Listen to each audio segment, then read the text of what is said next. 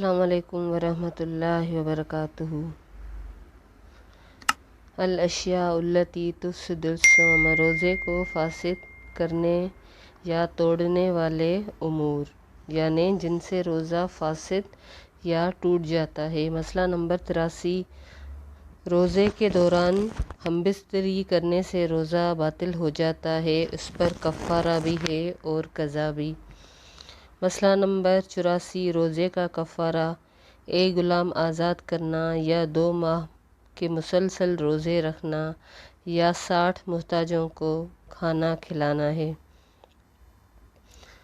एक बहुत ही मशहूर हदीस है, अबू हुरैरा रज़ियल्लाहु ताला अन्हु से रिवायत है कि हम नबी करीम सल्लल्लाहु अलैहि वसल्लम के पास बैठे थे कि एक सहाबी आए, कहने लगे, या रसूल अल्लाह सल्लल्लाहु अलैहि वसल्लम, मैं हलाक हो गया। आप सल्लल्लाहु अलैहि वसल्लम ने पूछा, क्या बात है? उसने कहा, मैंने रोज़े की हालत में बीवी से सोहबत कर ली है, या रसूल अल्लाह सल्लल्लाहु अलैहि वसल्लम, अब मैं क्या करूं? नबी करीम सल्लल्लाहु अलैहि वसल्लम ने पूछा, क्या तू एक ग़ुलाम आज़ाद कर सकता है? उसने कहा, नहीं। नबी अकरम सल्लल्लाहु अलैहि वसल्लम ने फिर दरियाफ़्त फरमाया, क्या 2 माह के मुसलसल रोज़े रख सकता है? उसने अर्ज़ किया कि नहीं। नबी अकरम सल्लल्लाहु अलैहि वसल्लम ने पूछा, क्या 60 मिस्कीनों को खाना खिला सकते हो? और उसने कहा, नहीं। तो नबी करीम सल्लल्लाहु अलैहि वसल्लम ने फरमाया, अच्छा बैठ जाओ। थोड़ी देर के बाद उनके पास एक खजूर का अरक लाया गया, या कहते हैं कि बड़े टोकरे को भी अर्क कहा जाता है। तो नबी अकरम सल्लल्लाहु अलैहि वसल्लम ने मसला पूछने वाले का पूछा कि वो कहाँ है? उसने कहा, मैं हाज़िर हूँ। नबी अकरम सल्लल्लाहु अलैहि वसल्लम ने फरमाया, ये खजूरें ले जाओ और सदका कर दो। उसने अर्ज़ किया, या रसूल अल्लाह सल्लल्लाहु अलैहि वसल्लम, क्या सदका अपने से ज़्यादा मोहताज लोगों को दूँ? वल्लाह मदीने की सारी आबादी में कोई घर मेरे घर से ज़्यादा मोहताज नहीं।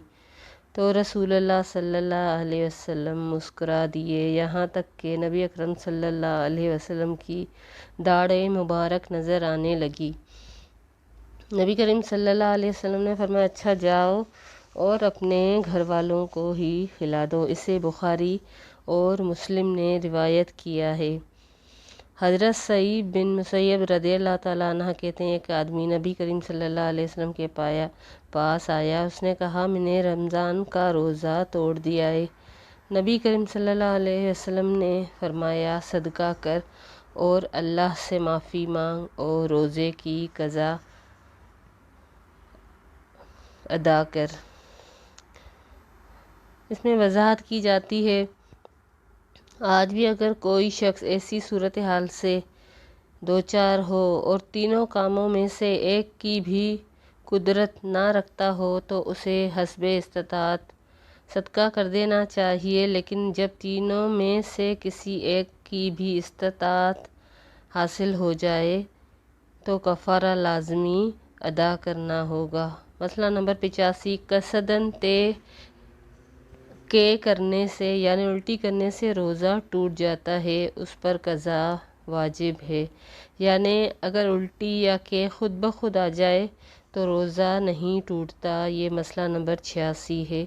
हज़रत अबू हुरैरा से रिवायत है, रसूल अल्लाह सल्लल्लाहु अलैहि वसल्लम ने फरमाया,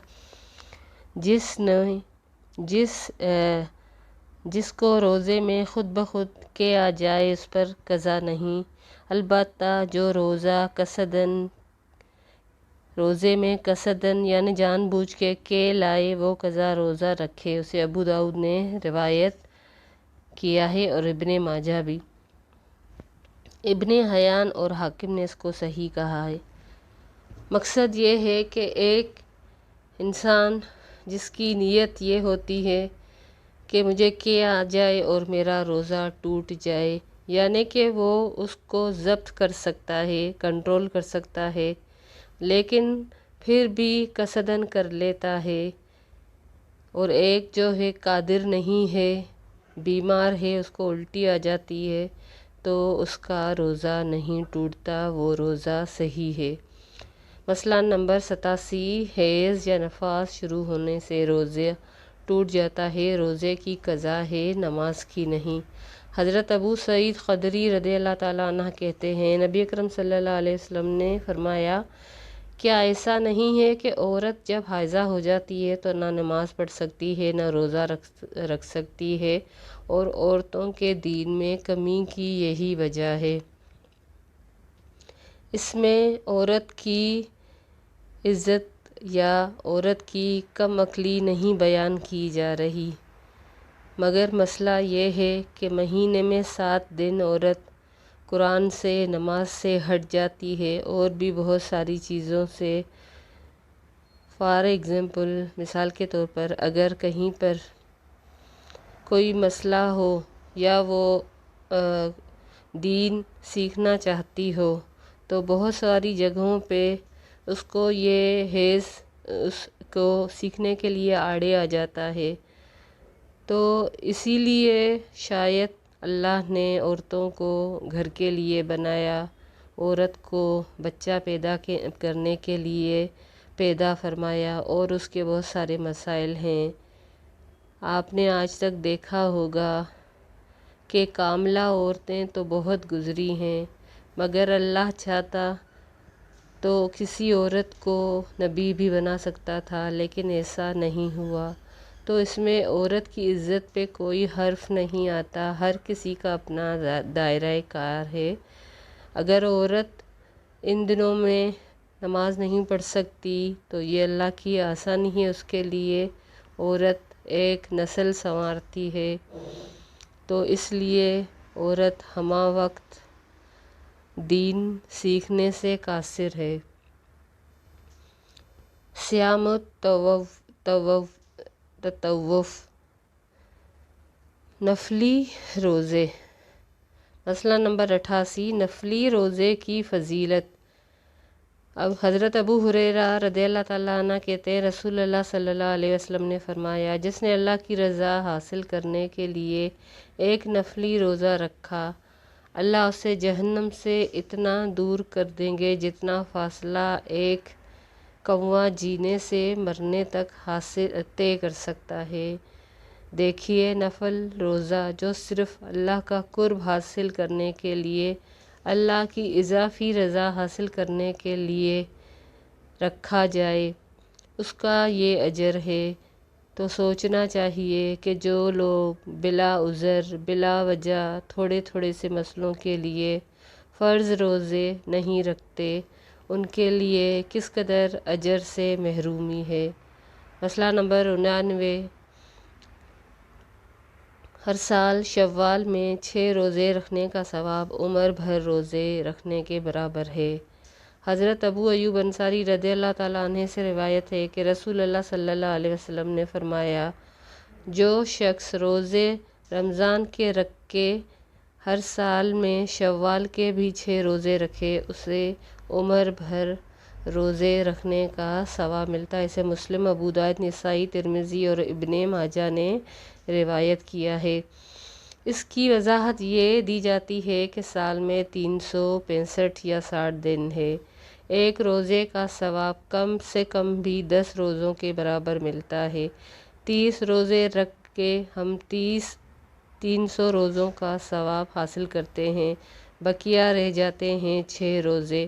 تو اس طرح شوال کے 6 روزے رکھے گویا ہم عمر بھر کے روزے رکھنے کا اجر پاتے ہیں۔ کچھ لوگ سمجھتے ہیں کہ عید کے فوراً بعد متواتر 6 روزے رکھے جائیں، لیکن علماء کا اجماع اس بات پہ ہے کہ شوال کا سارا مہینہ مختلف دنوں میں بھی ہم یہ 6 روزے رکھ کے اس کا اجر پا سکتے ہیں۔ مسئلہ نمبر 90، باقاعدگی سے ایام 20 یعنی چاند کی 13، 14، 15 تاریخ کو روزے رکھنے سے عمر بھر کے روزوں کا ثواب ملتا ہے۔ ابو قتادہ رضی اللہ تعالیٰ عنہ کہتے ہیں، رسول اللہ صلی اللہ علیہ وسلم نے فرمایا، ایک رمضان سے دوسرے رمضان کے درمیانی عرصے میں ہر ماہ 3 دن ایام 20 کے روزے رکھنا عمر بھر روزے رکھنے کے برابر ہے۔ آپ سوچتے ہوں گے کہ ایک رمضان سے لے کر دوسرے رمضان میں تک اگر ہم نے 365 شوال کے روزے بھی رکھ کے سارے سال کے روزے رکھ لیے تو مزید ہر مہینے 3 مہینے روزے رکھ کر عمر بھر کا ثواب رکھنے کی کیوں ترغیب دی گئی ہے؟ اصل میں اللہ تعالیٰ ان چیزوں سے ہمارے درجات بڑھنا چاہتا ہے۔ اگر کبھی حشر کے میدان میں بندوں کا ترازو ہلکا ہو جاتا ہے، اعمال نامے میں کوئی کمی بیشی ہو جاتی ہے کیونکہ اس میں سب سے پہلے فرائض تولے جاتے ہیں، تو جب ان فرائض میں کمی کوتاہی ہو جاتی ہے تو یہ جو نوافل ہیں یہ اس کمی کو پورا کریں گے۔ لہٰذا اگر کوئی استطاعت رکھتا ہے تو اپنی آخرت کے لیے یہ توشہ ضرور تیار کرے۔ مسئلہ نمبر 91، سفر میں نفلی روزہ رکھنا جائز ہے۔ حضرت عبداللہ بن عباس رضی اللہ تعالیٰ عنہ فرماتے ہیں، رسول اللہ صلی اللہ علیہ وسلم ایام میں 20 کے روزے کبھی ترک نہ فرماتے، خواہ سفر میں ہوتے یا گھر میں، یعنی کہ رخصت تو ہے سفر میں لیکن کسی کسی کی روٹین بن جاتی ہے کہ کوئی پیر کو اور جمعرات کو سفر میں ہوتا ہے، بیمار ہوتا ہے، یا ایام 20 ہر مہینے کی 12، 13، 14 کو رکھتا ہے تو وہ سفر میں بھی ہوتا ہے تو اس کو رکھنے کی اجازت بھی ہے، ترک کرنے کی بھی اجازت ہے۔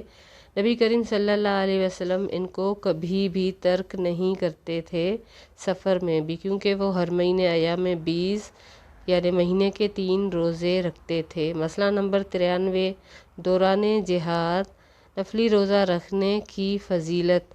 حضرت ابو سعید خدری رضی اللہ تعالیٰ عنہ کہتے ہیں، رسول اللہ صلی اللہ علیہ وسلم نے فرمایا، جس نے جہاد کے دوران ایک دن کا نفلی روزہ رکھا اللہ تعالیٰ اسے 70 سال کی مسافت کے برابر جہنم سے دور کر دیں گے۔ اسے بخاری اور مسلم نے روایت کیا ہے۔ یعنی ایک تو جہاد جو دین کی کوہان ہے، جو دین کا ایک بہت بڑا اجر پانے والا ایک عمل ہے، ایک تو جہاد کرے انسان اور اس پر اگر نفلی روزہ رکھ کے کرے تو یہ سونے پہ سہاگا ہو جاتا ہے۔ اگر شہید ہوا تو اللہ سے کس حال میں ملے گا؟ بہترین حال میں ملے گا۔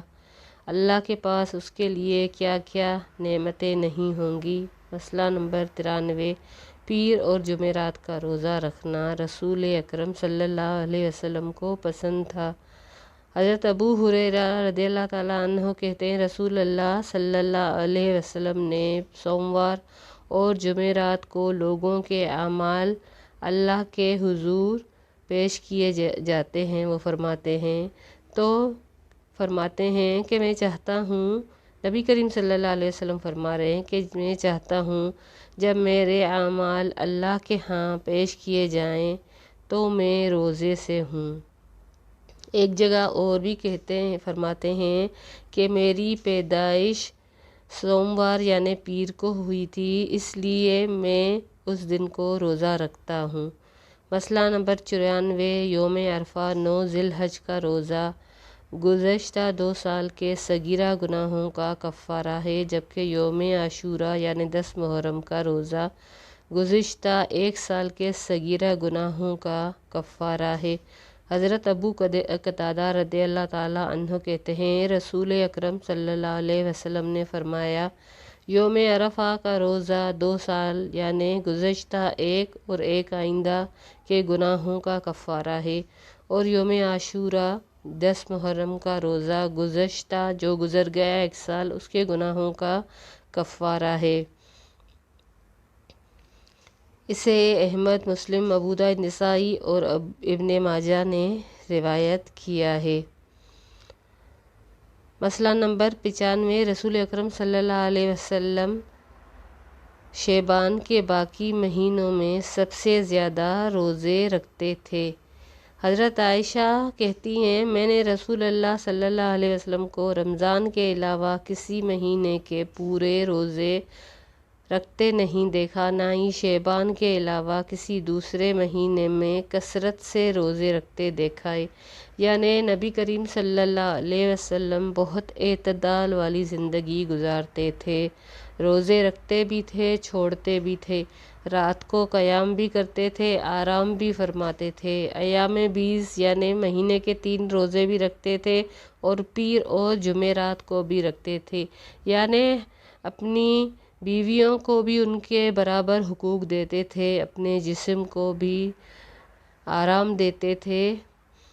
لیکن متواتر روزے، اتنے روزے کہ حضرت عائشہ اور دیگر ازواج کو لگتا تھا کہ جب نبی کریم صلی اللہ علیہ وسلم روزے رکھنا شروع کر دے شعبان کو تو چھوڑتے نہیں تھے، یہاں تک کہ ہمیں لگتا تھا کہ سارا پورا شعبان گزر جائے گا۔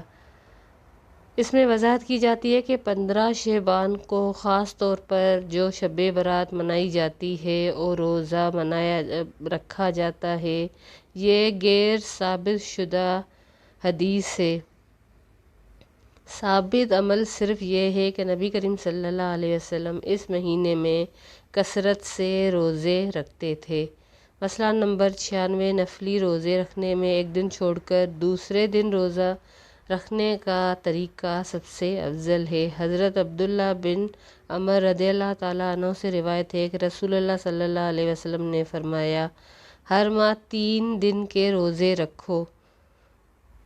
تو حضرت عبداللہ بن عمر اس وقت جوان تھے، طاقت اور ایمان کی دولت سے مالا مال تھے، تو وہ عرض کرتے ہیں کہ مجھ میں اس سے زیادہ طاقت ہے۔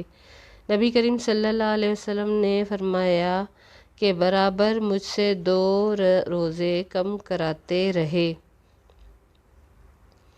حتیٰ کہ آپ نے فرمایا ایک دن روزہ رکھو، ایک دن ترک کرو، یعنی کہ وہ چاہتے تھے کہ میں ہر ماہ 3 دن نہیں بلکہ سارا مہینہ روزہ رکھتا رہوں، تو نبی کریم صلی اللہ علیہ وسلم اس سے کم کرواتے رہے، یہاں تک کہ کہا کہ ایک دن روزہ رکھو، ایک دن ترک کرو۔ یہ حضرت ابو داؤد کا طریقہ بھی تھا اور یہ افضل ترین روزے ہیں۔ یعنی اگر کسی انسان میں اتنی طاقت ہو ایمان کی تو وہ ایک دن لازمی روزہ چھوڑے، ایک دن رکھے، کیونکہ ہم پر بہت ساری اور بھی ذمہ داریاں ہوتی ہیں اور حالات ہمیشہ ایک جیسے نہیں ہوتے، کبھی ہم میں طاقت ہوتی ہے، کبھی بیماری، کبھی سفر، تو انسان اس طرح سے کوئی نظر رکھ کے خود کو مشقت میں نہ ڈالے۔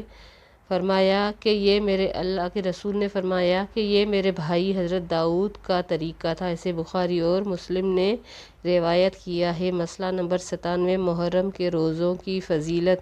ابو ہریرہ کہتے ہیں رسول اللہ صلی اللہ علیہ وسلم نے فرمایا رمضان کے بعد سب سے افضل روزے محرم کے روزے ہیں، جو کہ اللہ کا مہینہ ہے، اور فرض نماز کے بعد سب سے افضل نماز تہجد کی نماز ہے۔ یعنی رمضان کے بعد محرم کے روزے جو کیونکہ حرمت والا مہینہ ہے یہ، اس میں 10 محرم کے روزے 1 سال کے اجر کے برابر ہیں، اس لیے فرمایا کہ محرم کے روزے اللہ کو بہت پسند ہے۔ مسئلہ نمبر 98، ہفتہ اتوار اور پیر یا منگل، بدھ اور جمعرات کے اکٹھے روزے رکھنا بھی نبی کریم صلی اللہ علیہ وسلم کا معمول ہے۔ حضرت عائشہ فرماتی ہیں رضی اللہ تعالیٰ نبی کریم صلی اللہ علیہ وسلم کسی مہینے ہفتے اتوار اور سوموار کو روزے رکھتے اور کسی مہینے منگل، بدھ اور جمعرات کو روزے رکھتے۔ مسئلہ نمبر 99، سوموار کے روزے کی فضیلت۔ ابو قتادہ کہتے ہیں رسول اللہ صلی اللہ علیہ وسلم سے سوموار کے روزے کے بارے میں سوال کیا گیا۔ آپ صلی اللہ علیہ وسلم نے فرمایا میں اس دن پیدا ہوا اور اسی دن مجھ پر قرآن نازل ہوا تھا۔ مسئلہ نمبر 100، ہر مہینے میں 3 روزے رکھنا مستحب ہے۔ حضرت معاذ رد ادویہ رضی اللہ تعالیٰ عنہ نے نبی کریم صلی اللہ علیہ وسلم کی زوجہ حضرت عائشہ سے پوچھا، کیا رسول اللہ ہر ماہ 3 دن کے روزے رکھا کیا کرتے تھے؟ حضرت عائشہ نے فرمایا، ہاں۔ معاذ ادویہ نے عرض کیا، مہینے کے کون سے 3؟ حضرت عائشہ نے کہا، کوئی سے 3 دن رکھ لیا کرتے تھے۔ اسے مسلم نے روایت کیا۔ مسئلہ نمبر 101، نفلی روزے کی نیت دن میں زوال سے پہلے کسی بھی وقت کی جا سکتی ہے، بشرطے کہ کچھ کھایا پیا نہ ہو، یعنی کہ جب سورج اپنے پورے جوبن پہ ہوتا ہے اور اس کے بعد ڈھلنا شروع کرتا ہے۔ یہ وقت کوئی 12 بجے کا ہوتا ہے دن کے، تو اس وقت تک اگر کسی نے کچھ کھایا پیا نہیں ہو تو وہ نفلی روزے کی نیت کر سکتا ہے۔ مسئلہ نمبر 102، نفلی روزے کی قضا واجب نہیں۔ مسئلہ نمبر 103، نفلی عبادت میں اعتدال اور میانہ روی افضل ہے۔ یہ ہم پہلے بتا چکے ہیں کہ اللہ ہماری عبادت سے نہیں تھکتا، لیکن ہمارے اعمال کبھی ہم جوش سے زیادہ کر لیتے ہیں اور کبھی ہم کرنا چھوڑ دیتے ہیں، اس لیے اللہ کو وہ عمل زیادہ پسند ہے جس میں اعتدال ہو اور ہم وہ عمل مستقل طور پہ کر سکیں۔ مسئلہ نمبر 104، صیام 40، مسلسل 40 روزوں کا چلہ رسول اللہ صلی اللہ علیہ وسلم یا اصحابہ سے ثابت نہیں۔ کچھ لوگ ایسے بھی کرتے ہیں، منت کے طور پہ یا چلہ کاٹ لیتے ہیں، تو یہ بالکل بھی درست نہیں۔ الصیام الممنوع والمکروہ، ممنوع اور مکروہ روزے۔ مسئلہ نمبر 105، عید الفطر اور عید اضحیٰ کا روزہ رکھنا منع ہے۔ حضرت ابو عبیدہ رضی اللہ تعالیٰ عنہ کہتے ہیں، میں نے عمر بن خطاب رضی اللہ تعالیٰ عنہ کے ساتھ عید ادا کی۔ حضرت عمر رضی اللہ تعالیٰ عنہ نے کہا، ان دونوں دنوں کے روزے رکھنے سے نبی اکرم صلی اللہ علیہ وسلم نے منع فرمایا۔ پہلے دن جب تم روزے ختم کرو، دوسرا دن جب تم قربانی کا گوشت کھاتے ہو۔ یہ دونوں عید الفطر اور عید الاضحیٰ کے دن ہوتے ہیں، مسلمانوں کی خوشی کا دن ہوتا ہے، اس لیے اس میں روزہ رکھنا قطعی طور پہ ممنوع ہے۔ مسئلہ نمبر 106، صرف جمعے کے دن کا روزہ رکھنا ممنوع ہے یا مکروہ ہے۔ اگر کوئی شخص اپنے معمول کے مطابق جمعے کا روزہ رکھے تو جائز ہے، یعنی اگر وہ ایام 20 کے روزے رکھتا ہے، 12، 13، 14، اگر ان دنوں میں جمعے کا دن آ جاتا ہے تب تو جائز ہے، لیکن خصوصی طور پہ جمعے کے دن مبارک اور افضل دن سمجھ کے جمعے کا روزہ رکھے تو یہ مکروہ ہے، کیونکہ جمعے کا دن ایک خوشی کا دن ہے، مسلمانوں کے لیے جمعے کا دن سب سے زیادہ افضل ہے۔ ابو ہریرہ رضی اللہ تعالیٰ عنہ سے روایت ہے، نبی کریم صلی اللہ علیہ وسلم نے فرمایا کہ جمعے کی رات، جمعہ اور جمعے کی درمیانی رات کو قیام اللیل کے لیے مقرر نہ کرو۔ ہاں، اگر کوئی شخص روزے رکھنے کا عادی ہو اور اس میں جمعہ آ جائے تو پھر جائز ہے۔ حضرت ابو ہریرہ رضی اللہ تعالیٰ عنہ کہتے ہیں، میں نے رسول اللہ صلی اللہ علیہ وسلم کو فرماتے ہوئے سنا، کوئی آدمی صرف جمعے کا روزہ نہ رکھے، اگر رکھنا چاہتا ہے تو ایک دن پہلے یا ایک دن آگے کا ملا کے رکھے، یعنی جمعرات کا یا ہفتے کا۔ مسئلہ نمبر 108، صوم وصال، یعنی شام کے وقت روزہ افطار نہ کرنا اور کچھ کھائے پیے بغیر اگلا روزہ شروع کر دینا مکروہ ہے۔ حضرت ابو ہریرہ رضی اللہ تعالیٰ عنہ رسول اللہ صلی اللہ علیہ وسلم نے ابو ہریرہ کہتے ہیں کہ رسول اللہ صلی اللہ علیہ وسلم نے یوم وصال سے منع کیا ہے۔ وصال کہتے ہیں ملانے کو، یعنی ایک روزے کو بغیر افطار کیے دوسرے روزے سے ملا دینا، اس کو یوم وصال کہتے ہیں۔ تو ایک آدمی نے کہا، یا رسول اللہ صلی اللہ علیہ وسلم، آپ تو صوم وصال رکھتے ہیں۔ آپ صلی اللہ علیہ وسلم نے فرمایا، تم میں مجھ جیسا کون ہے میرا رب تو جب چاہے مجھے کھلاتا بھی ہے پلاتا بھی ہے۔ اسے بخاری اور مسلم نے روایت کیا ہے۔ تو ہو سکتا ہے کبھی کبھی نبی کریم صلی اللہ علیہ وسلم بھی یوم وصال رکھتے ہوں اور صحابہ نے اس بات کو نوٹ کیا ہو۔ تو نبی کریم صلی اللہ علیہ وسلم سے پوچھا تو آپ صلی اللہ علیہ وسلم نے منع فرما دیا اور اپنے لیے بھی بتا دیا کہ تم میں تو میرے جیسا کوئی ہو سکتا ہے، میرا رب تو مجھے کھلاتا بھی ہے پلاتا بھی ہے۔ بے شک یہ نبی کریم صلی اللہ علیہ وسلم کے فضائل میں سے اور ان کے معجزات میں سے یا جو ان کو خصوصیات حاصل تھیں ان میں سے ایک ہے۔ مسئلہ نمبر 109، رمضان شروع ہونے سے پہلے استقبال کے طور پہ روزے رکھنا منع ہے۔ بہت سارے لوگ اکثر یہ کرتے ہیں کہ اگر کوئی شخص اپنے معمول کے مطابق روزہ رکھ رہا ہے تو شعبان کا آخری دن بھی اگر اتفاق سے رمضان سے پہلے آ گیا تو وہ رکھ سکتا ہے، اس میں کوئی حرج نہیں۔ مثلاً جمعے کو رمضان کا پہلا روزہ ہے اور وہ جمعرات کو رکھتا ہی ہے، اس کی عادت ہے، تب تو جائز ہے، مگر یہ کہ کل رمضان ہے اس کی استقبال کے لیے اس کی خوشی کے لیے روزہ رکھنا یہ منع ہے۔ حضرت ابو ہریرہ رضی اللہ تعالیٰ عنہ کہتے ہیں میں نے رسول اللہ صلی اللہ علیہ وسلم سے فرمایا رمضان سے 1 یا 2 روز پہلے کوئی آدمی روزہ نہ رکھے، البتہ وہ شخص جو اپنے معمول کے مطابق روزے رکھتا آ رہا ہے وہ رکھ سکتا ہے۔ اسے بخاری اور مسلم نے روایت کیا ہے۔ مسئلہ نمبر 111، مسلسل روزے رکھنا منع ہے۔ حضرت عبداللہ بن عمر بن عاص رضی اللہ تعالیٰ عنہ کہتے ہیں رسول اللہ صلی اللہ علیہ وسلم نے مجھے فرمایا اے عبداللہ، مجھے خبر ملی ہے کہ تم ہمیشہ دن کو روزے رکھتے ہو اور رات کو قیام کرتے ہو۔ تو اس نے عرض کیا ہاں یا رسول اللہ، میں ایسا ہی کرتا ہوں۔ آپ صلی اللہ علیہ وسلم نے فرمایا ایسا مت کیا کرو، روزہ رکھو بھی ترک بھی کرو یعنی چھوڑ بھی دو، رات کو قیام بھی کیا کرو اور آرام بھی کیا کرو۔ تمہارے جسم کا تم پر حق ہے، تمہاری آنکھ کا تم پر حق ہے، تمہاری بیوی کا تم پہ حق ہے، تمہارے مہمان کا تم پہ حق ہے۔ جس نے مسلسل روزہ رکھا اس کا کوئی بھی روزہ نہیں۔ اسے بخاری اور مسلم نے روایت کیا ہے۔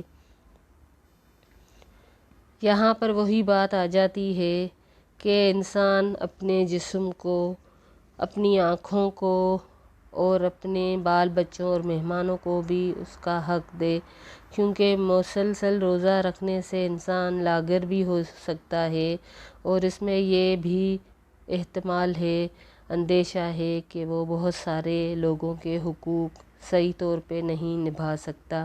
مسئلہ نمبر 112، ایام تشریق یعنی 11، 12، 13 ذی الحج کے دنوں کو کہتے ہیں۔ ان دنوں کے روزے رکھنا بھی منع ہے، البتہ جو حاجی قربانی نہ دے سکے وہ منی میں ایام تشریق کے روزے رکھ سکتا ہے۔ حضرت عائشہ رضی اللہ تعالیٰ عنہ اور ابن عمر رضی اللہ تعالیٰ عنہما سے روایت ہے کہ ایام تشریق میں کسی آدمی کو روزہ رکھنے کی اجازت نہیں سوائے اس حاجی کے جو قربانی دینے کی طاقت نہ رکھتا ہو، یعنی یہ عام لوگوں کے لیے، حج کے علاوہ جو دوسرے ممالک میں رہتے ہیں ان کو 11، 12، 13 ذی الحج کو روزے رکھنے منع ہے۔ حاجی صرف منی میں روزے رکھ سکتا ہے جس کے پاس قربانی کا جانور نہیں ہو۔ مسئلہ نمبر 113،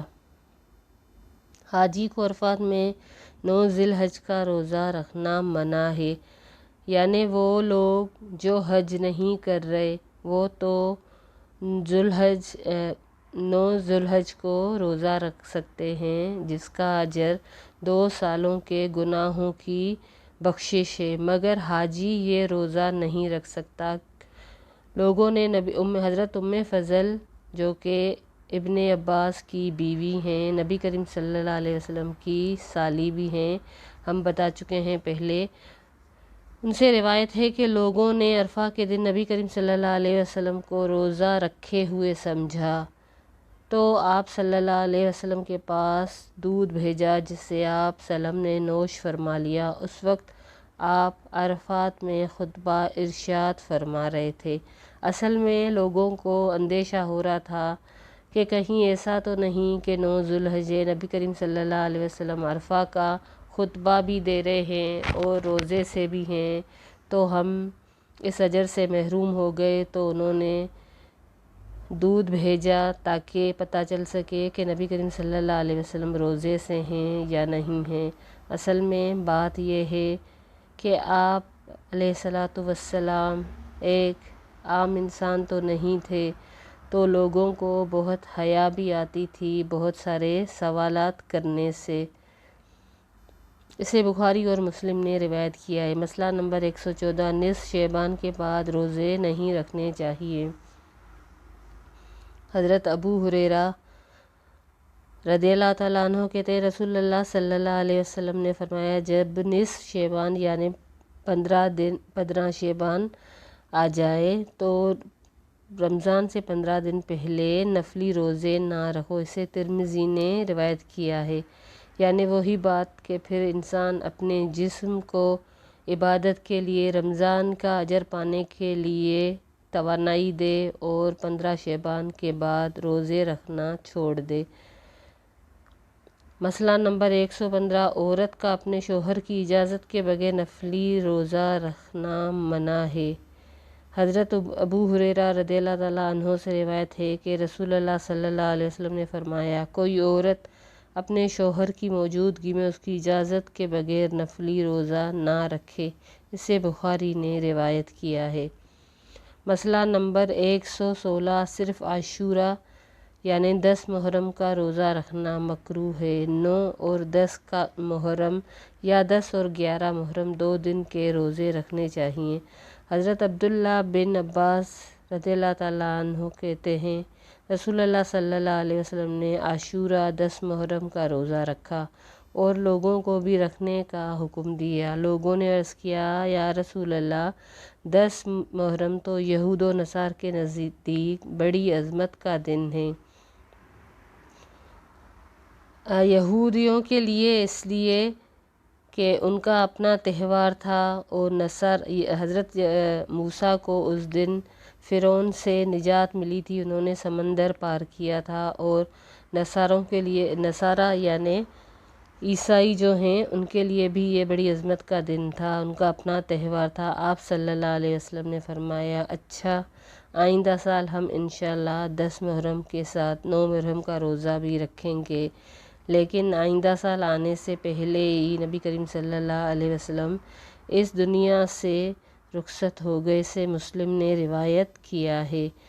وضاحت کی جاتی ہے کہ یوم عاشوراء 10 محرم کی فضیلت یہ ہے کہ جب رسول اللہ صلی اللہ علیہ وسلم مدینہ منورہ تشریف لائے تو یہودی 10 محرم کا روزہ رکھتے تھے۔ ان سے وجہ پوچھی گئی تو انہوں نے کہا کہ اس روز اللہ تعالیٰ نے حضرت موسیٰ کو فرعون پر غلبہ عطا فرمایا تھا، لہٰذا ہم شکرانے کے طور پہ یہ روزہ رکھتے ہیں۔